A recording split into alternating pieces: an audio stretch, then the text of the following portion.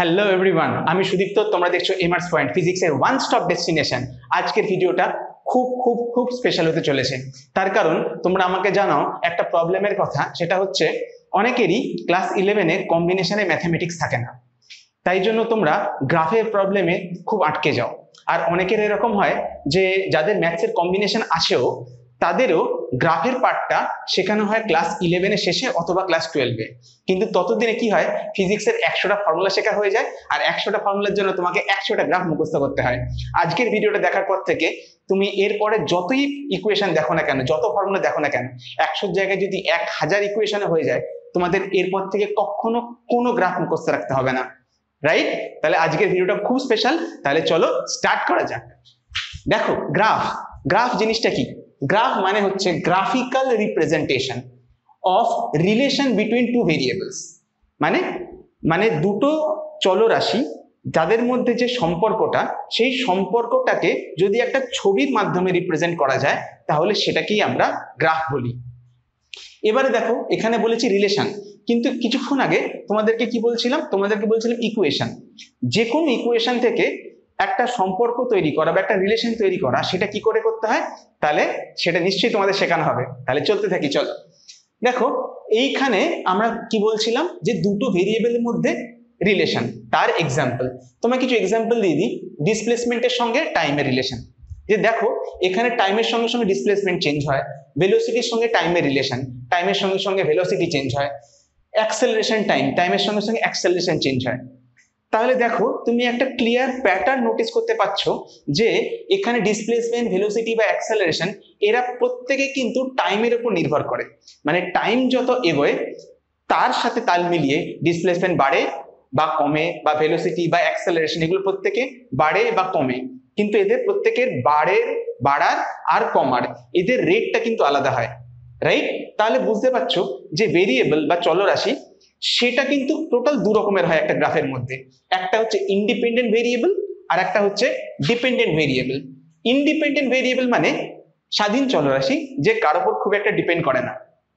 আর dependent variable মানে হচ্ছে যে কিনা অন্য ভেরিয়েবল, যে কিনা ইন্ডিপেন্ডেন্ট ভেরিয়েবল, তার উপরে ডিপেন্ড করে থাকে।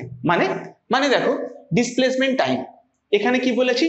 দেখো, ডিসপ্লেসমেন্টটা তুমি যদি আমাদের ডেফিনেশন মনে করো, বা ভেলোসিটি বা অ্যাক্সেলারেশন, এগুলোর সঙ্গে যখনই কোনো ডেফিনেশন মনে করো, একটা জিনিস সবসময় মনে রাখবে যে হয় প্রত্যেকটা ডেফিনেশনে বলি যে টাইমের সঙ্গে সঙ্গে rate of change of velocity, টাইমের সঙ্গে সঙ্গে rate of change of displacement বলি না? তাহলে দেখো, ডিসপ্লেসমেন্টই হোক, ভেলোসিটি হোক বা অ্যাক্সেলারেশন, এরা কিন্তু টাইমের সঙ্গে সঙ্গে চেঞ্জ হয়। তাহলে টাইম কিন্তু এদের উপর ডিপেন্ড করে না, এরা টাইমের উপর ডিপেন্ড করে। তাহলে টাইমটা হয়ে যায় ইন্ডিপেন্ডেন্ট ভেরিয়েবল, রাইট? তাহলে টাইম হয় ইন্ডিপেন্ডেন্ট ভেরিয়েবল, আর তার সঙ্গে সঙ্গে বাকি যা কিছু ডিসপ্লেসমেন্ট হোক, ভেলোসিটি হোক, অ্যাক্সেলারেশন হোক, এরা কিন্তু প্রত্যেকেই ডিপেন্ডেন্ট ভেরিয়েবল। ডিপেন্ডেন্ট কার উপরে? টাইমের উপরে। তাহলে বুঝলে যে ভেরিয়েবল যাকে আমি গ্রাফের মধ্যে পুট করব তারা কিন্তু দু রকমের হয়, একটা ইন্ডিপেন্ডেন্ট, একটা ডিপেন্ডেন্ট। এবারে আসা যাক একটা খুব দরকারি প্রবলেমে, যে আমাদের যখন গ্রাফ পুট করতে হয় তখন দুটো অ্যাক্সিস থাকে, মোস্টলি তিনটে অ্যাক্সিস থাকতে পারে, কিন্তু সেইটাতে যাব না আমরা আজকে বেসিক্সটার উপরে কভার করার চেষ্টা করি। যে দেখো, দুটো অ্যাক্সিস থাকে, এক্স অ্যাক্সিস আর ওয়াই অ্যাক্সিস। তাহলে কোনটাকে এক্স অ্যাক্সিস আর কোনটাকে ওয়াই অ্যাক্সিসে পুট করব? তোমরা যখন গ্রাফ করবে দেখবে যে সবসময় ডিসপ্লেসমেন্ট হোক, ভেলোসিটি হোক, অ্যাক্সেলারেশন হোক, তাদের প্রত্যেককে আমরা ওয়াই অ্যাক্সিস বরাবর পুট করি, আর টাইমকে সবসময় আমরা এক্স অ্যাক্সিস বরাবর পুট করি। তার কারণটা হচ্ছে পৃথিবীতে যত গ্রাফ রয়েছে সেখানে দুটো ভেরিয়েবল থাকবেই থাকবে, একজন আরেকজনের উপর ডিপেন্ড করে, একটা ইন্ডিপেন্ডেন্ট, একটা ডিপেন্ডেন্ট। যে ইন্ডিপেন্ডেন্ট ভেরিয়েবল হবে তাকে সবসময় এক্স অ্যাক্সিস বরাবর পুট করতে হয়। এটা হচ্ছে গ্রাফের রুল। পৃথিবীতে যত গ্রাফ রয়েছে আজ অব্দি সব কটাতে এই রুলটা ফলো হয়। তোমার ফিজিক্স হোক, কেমিস্ট্রি হোক, যে কোনো সাবজেক্টে চলে যাও না কেন, গ্রাফের ফান্ডামেন্টালসই এটা। আর যারা ডিপেন্ডেন্ট ভেরিয়েবল হয় তাদের সবসময় ওয়াই অ্যাক্সিস বরাবর পুট করতে হয়। তাহলে এখানে কি লিখবো? X Axis. এখানে কে পুট হবে? ইন্ডিপেন্ডেন্ট।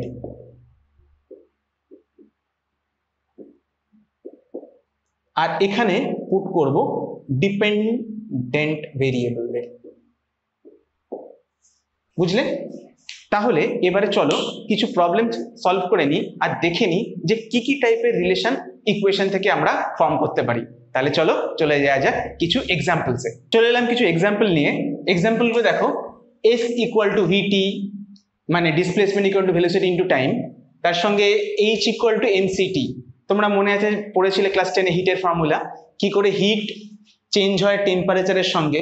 তারপরে ধরো মনে করো একটা সার্কেলের পেরিমিটার বা পরিসীমা, তার formula P equal to 2πr।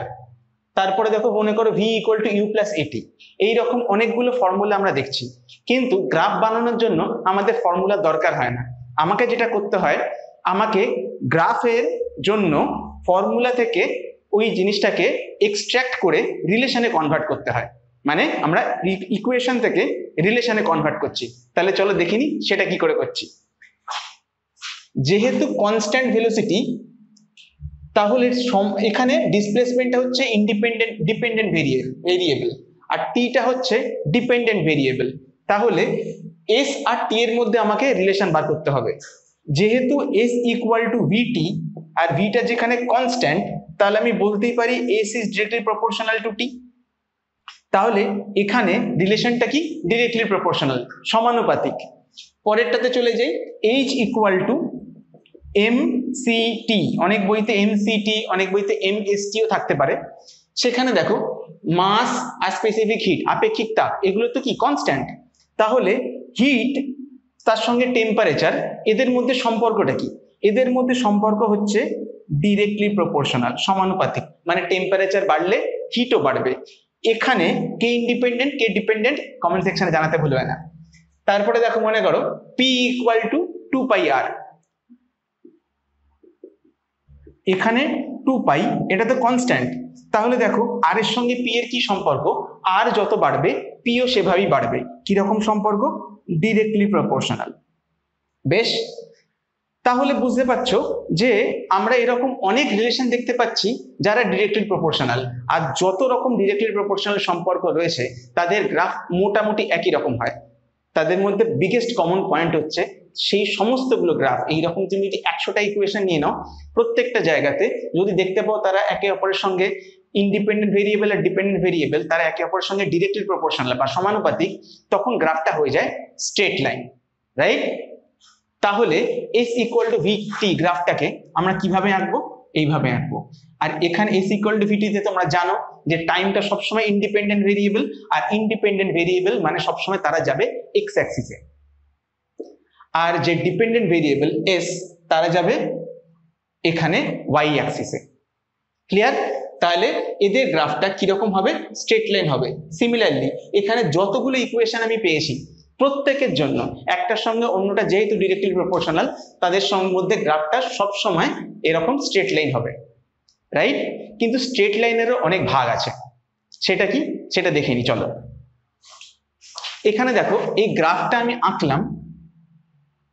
এখানে যদি একটা টাইম নিয়ে নিই, এইটুকু টাইমের ডিউরেশন, মনে করো এটা ছোট্ট একটা টাইমের ডিউরেশন ডেল্টা টি। তার জন্য এখানটাতে আমি কতটা ডিসপ্লেসমেন্ট চেঞ্জ হয়েছে মনে করো ডেল্টা এস।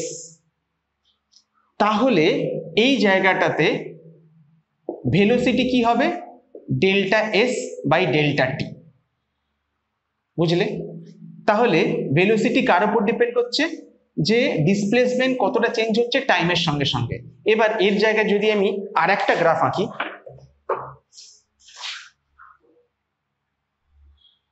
ধরো এইখানটাতে এই গ্রাফটা আঁকলাম। এই গ্রাফটাতে একটা জিনিস নোটিস করো যে টাইমের সঙ্গে সঙ্গে এর ডিসপ্লেসমেন্ট কতটা চেঞ্জ হয়েছে। শুরুতে এর ডিসপ্লেসমেন্ট ছিল এই, তারপরে হয়ে গেছে এই। তাহলে এখানে এর ডিসপ্লেসমেন্টটা বেশি চেঞ্জ হয়েছে। এটা ধরো S1 নিলাম আর এটা ডেল্টা S2 নিলাম। তার মানে কি দেখো, ডেল্টা S2টা বড়, ডেল্টা S1টা ছোট। তাহলে আমি বলতে পারি delta S2 is greater than delta S1। এটাকে টাইম দিয়ে ডিভাইড করলে delta S2 divide by T is greater than delta S1 divide by delta T. মানে এইটা এখানকার হয়ে গেল ভেলোসিটি আর এটা হয়ে গেল এর ভেলোসিটি। তার মানে দেখতে পাচ্ছ এই ব্লু গ্রাফটা, যে গ্রাফটা অনেক বেশি সোজা খাড়াই, সেই গ্রাফটা কি রিপ্রেজেন্ট করছে? ভেলোসিটি রিপ্রেজেন্ট করছে, এও ভেলোসিটি রিপ্রেজেন্ট করছে। কিন্তু যেহেতু এই গ্রাফটা বেশি সোজা, তার মানে এই গ্রাফটার ভেলোসিটি বেশি। তাহলে আমি কি বুঝবো? এখানে একটা কনসেপ্ট শিখবো আমরা, সেটাকে বলি স্লোপ।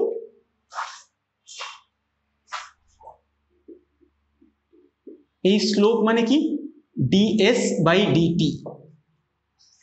যে টাইমের রেসপেক্টে কোনটা বেশি হচ্ছে ডিসপ্লেসমেন্টের ক্ষেত্রে, সেটাকে বলবো আমরা স্লোপ। যার ক্ষেত্রে স্লোপ বেশি, এসটি গ্রাফের ক্ষেত্রে স্লোপ রিপ্রেজেন্ট করে ভেলোসিটিকে। তার মানে দেখতে পাচ্ছ, আর স্লোপ মানে কতটা ইনক্লাইন্ড। ইনক্লিনেশন, এটাকে বাংলাতে বলে নতি। কতটা নত রয়েছে, কতটা আনত রয়েছে, বা কতটা ইনক্লাইন্ড রয়েছে। তার মানে তুমি দেখো, গ্রাফটা যত ইনক্লাইন্ড হবে তত বেশি ভেলোসিটি বেশি। একটা এক্সাম্পল দিই, ধরো মনে করো s ইকুয়াল টু 3t আর s ইকুয়াল টু 5t। এখানে তুমি বুঝতেই পারছো যে এখানে 3টা ভেলোসিটি, এখানে 5 ভেলোসিটি, রাইট? তো যেহেতু 3-এর থেকে 5টা বেশি, তার মানে ভেলোসিটি বেশি হবে, মানে এর ইনক্লিনেশনটাও বেশি হবে। মানে এটাকে তুমি বলতে পারো এটা s ইকুয়াল টু 3t, এটা s ইকুয়াল টু 5t। ওকে, তাহলে দেখো এই দুটো ইকুয়েশন থেকে আমরা যেহেতু, এবার তুমি বলতেই পারো যে 3 আর 5 ভেলোসিটি কি করে বলছি। তুমি দেখো এখানে ভেলোসিটি মানে কি? s by t, s equal to 3t divide by t মানে 3, আর এখানে ভেলোসিটি মানে হচ্ছে s বাই t, এখানে velocity 5t by t equal to 5। তার মানে দেখো কি বুঝলে, যে যেখানে ইনক্লিনেশন বেশি সেখানে ভেলোসিটিটাও বেশি হচ্ছে, তাই না? তো তাহলে যে কোনো গ্রাফ আঁকার সময় ডিরেক্টলি প্রপোর্শনাল শিফট তো হবেই, সেখানে গ্রাফটা সবসময় স্ট্রেট লাইন হবে, খুব ভালো কথা। কিন্তু সেখানে আমাকে আমার ইনক্লিনেশনটাও দেখে নিতে হবে, যে গ্রাফটা স্ট্রেট লাইন তো হবে, কিন্তু গ্রাফটা এক্স অ্যাক্সিস দিকে বেশি বেঁকে থাকবে না ওয়াই অ্যাক্সিস দিকে বেশি বেঁকে থাকবে। যদি এক্স অ্যাক্সিস দিকে বেঁকে থাকে, তার মানে ওর ইনক্লিনেশনটা কম, মানে কম হেলে আছে, তাহলে ওর ভেলোসিটিটাও কম হবে। আর যদি বেশি হেলে থাকে, তার মানে আমাকে বুঝতে হবে যে এর ইনক্লিনেশনটা বেশি, তার মানে তাই জন্য এ বেশি হেলে রয়েছে, আর তাই জন্যই এর ভেলোসিটিটাও বেশি হবে। ফাইন। আর একটা জিনিস ডিরেক্টলি প্রপোর্শনাল রিলেশনশিপের ক্ষেত্রে যেটা খুব কাজে লাগে, সেটা হচ্ছে v equal to u plus a t, এই রিলেশনশিপটা।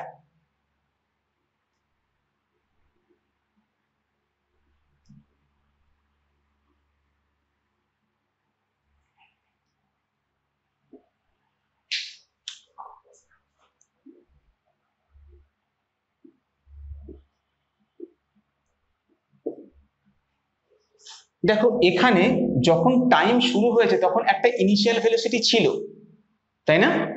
তাহলে সময়ের শুরুতেই একটা ইনিশিয়াল ভেলোসিটি নিয়ে চলতে শুরু করেছে, তাহলে এই স্ট্রেট লাইন কখনোই অরিজিন থেকে পাস করবে না বা মূল বিন্দুগামী হবে না।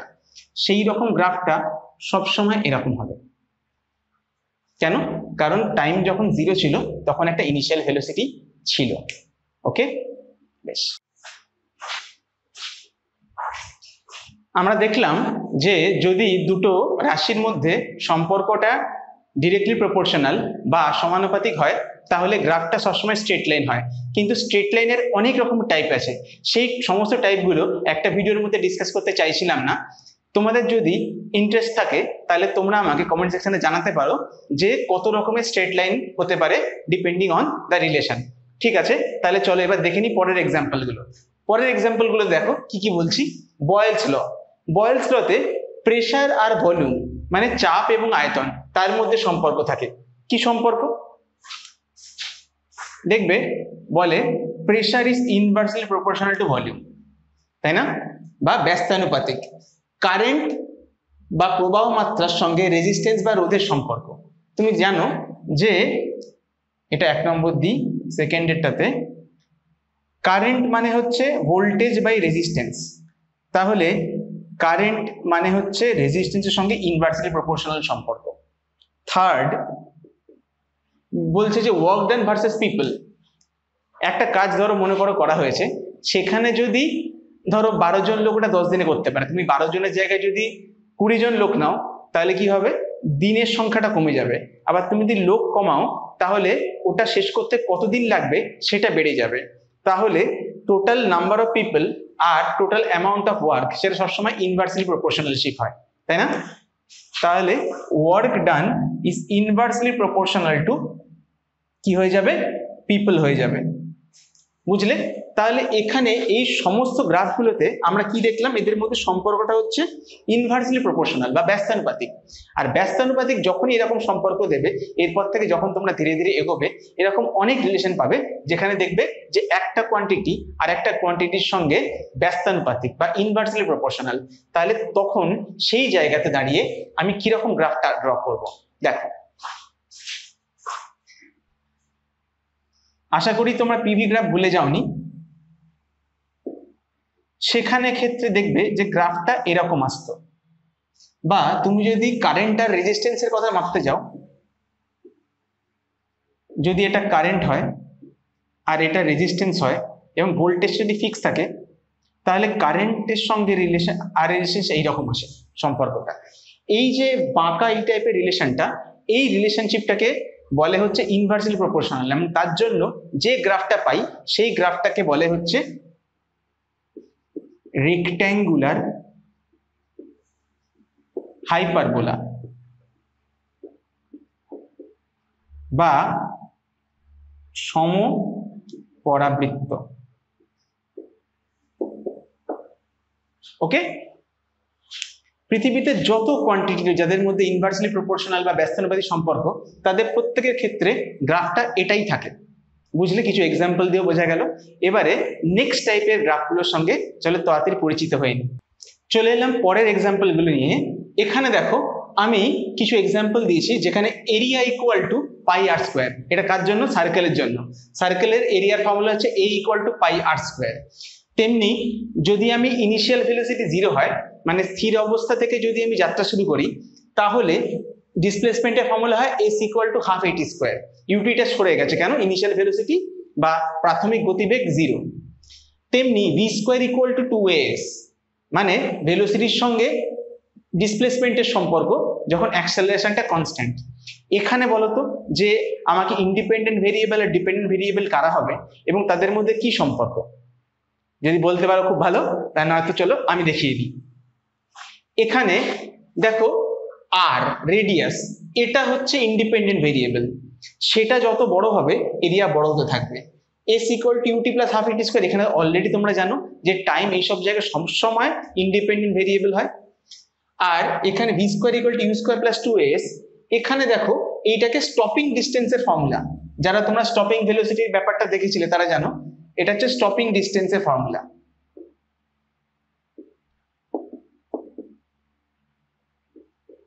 মানে কোন ভেলোসিটিতে গাড়ি চালালে গাড়িটা থামাতে কত দূরত্ব বা কত মিনিমাম ডিস্টেন্সের মধ্যে আমি থামতে পারবো। তাহলে বলো যে এখানে এদের মধ্যে কে ইন্ডিপেন্ডেন্ট কে ডিপেন্ডেন্ট। চলো প্রথম থেকে শুরু করি। এখানে দেখো এরিয়াটা হচ্ছে ডিপেন্ডেন্ট, কার সঙ্গে? রেডিয়াসের সঙ্গে। তাহলে A is directly proportional to r square. Second এরটাতে দেখো S is equal to half at square, তাই না? তাহলে ইন্ডিপেন্ডেন্ট ভেরিয়েবল আর ডিপেন্ডেন্ট ভেরিয়েবলের মধ্যে কি সম্পর্ক? S is directly proportional to T square, right?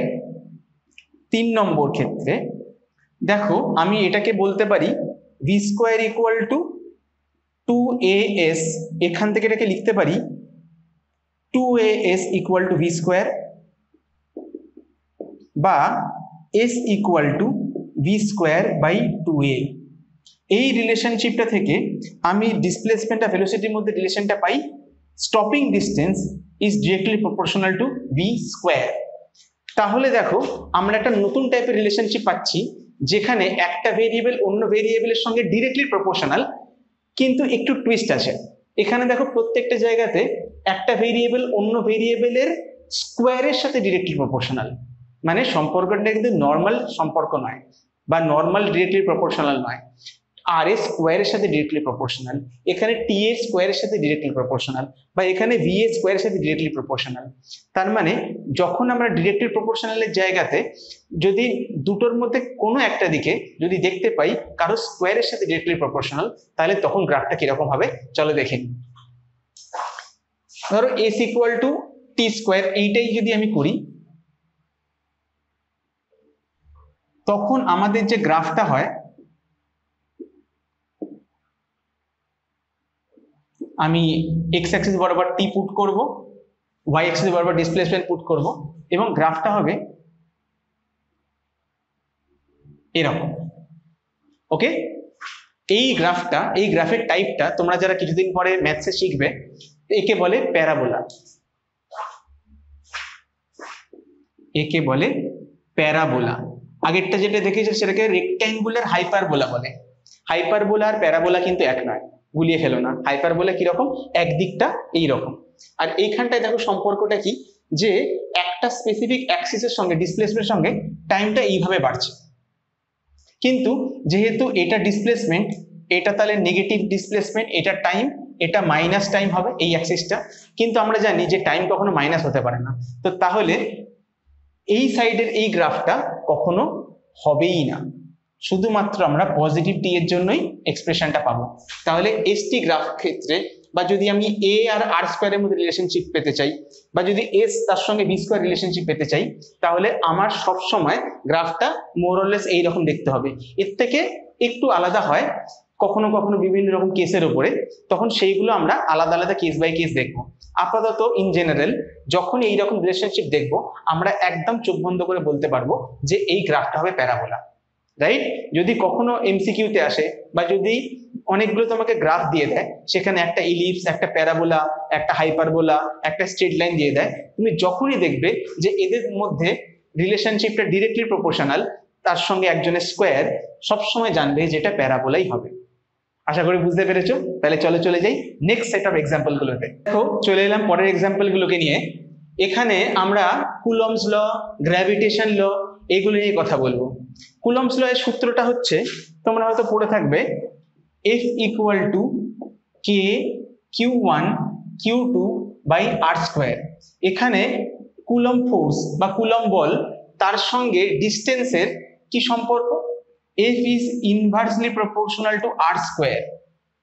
তুমি যদি গ্র্যাভিটেশন ল দেখো, এখানে গ্র্যাভিটেশন ল এর সম্পর্কটা F equal to G m1 m2 by r square. এখানে ফোর্সের সঙ্গে কি সম্পর্ক দেখো, ইনভার্সলি প্রপোর্শনাল টু ডিস্টেন্স। তার মানে তুমি এখানে প্যাটার্নটা নোটিস করতে পারছো, এখানে একটা কোয়ান্টিটি আর একটা কোয়ান্টিটির সঙ্গে কিন্তু ডিরেক্টলি ইনভার্সলি প্রপোর্শনাল নয়, মানে এর ফোর্সের সঙ্গে ডিস্টেন্স, বা এই ফোর্সের সঙ্গে এই ডিস্টেন্স, এর সঙ্গে সম্পর্ক কিন্তু নর্মালি ইনভার্সলি প্রপোর্শনাল নয়। এটার মধ্যে সম্পর্ক হচ্ছে inversely proportional to the square. Clear?